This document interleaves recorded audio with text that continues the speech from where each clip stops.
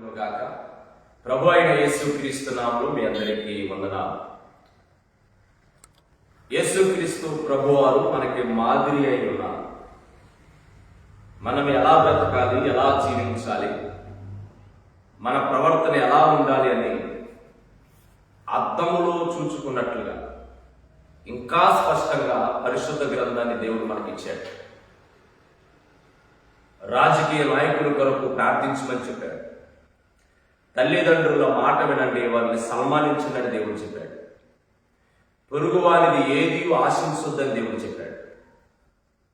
కీడుకు ప్రతి కీడు చేయొద్దని దేవుడు చెప్పాడు. మోసం చేయొద్దని చెప్పాడు.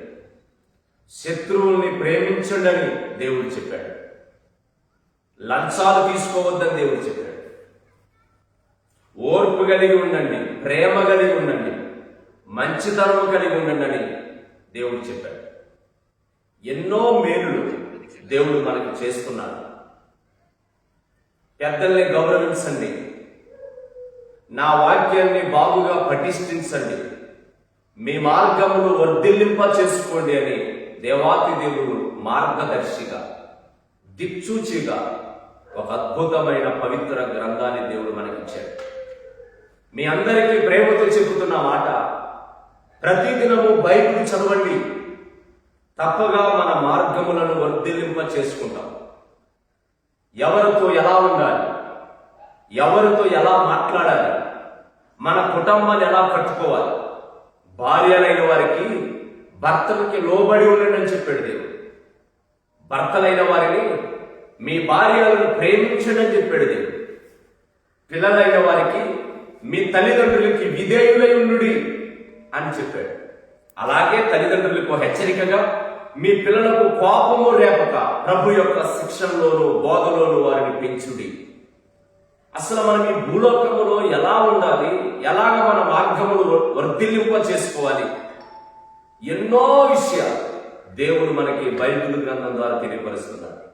బైబిల్ గ్రంథం చదువుదాం, మనము మన ప్రవర్తనను సరిదిద్దుకుందాం. బైబిల్ గ్రంథానికి దయచేసి దూరంగా ఉండదు.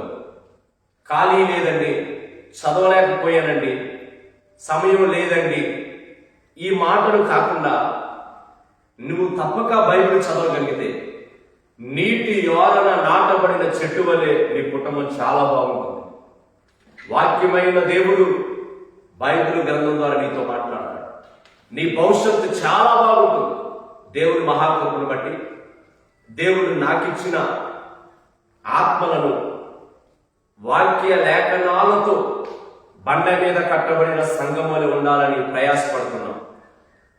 సంఘానికి వస్తున్న ప్రతి ఒక్కరూ వాక్యం అనే పునాది మీద జీవితాన్ని కట్టుకోవాలి. వాక్యము దేవుడై ఉన్నాడు. బాధల్లో నెమ్మదినిస్తుంది వాక్యం, బాధల్లో మాట్లాడుతుంది వాక్యం, ఓదార్పునిస్తుంది, స్వస్థతనిస్తుంది, విడుదలిస్తుంది, విశ్వాసాన్ని పెంపొందింపచేస్తుంది.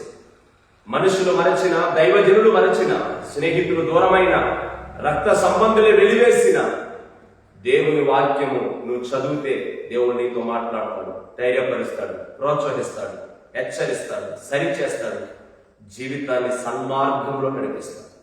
కనుక వాక్యాన్ని బాగుగా ప్రేమించండి, దయచేసి తప్పక చదవండి. దేవుడు మిమ్మల్ని బలపరచును గాక. ఆమేన్.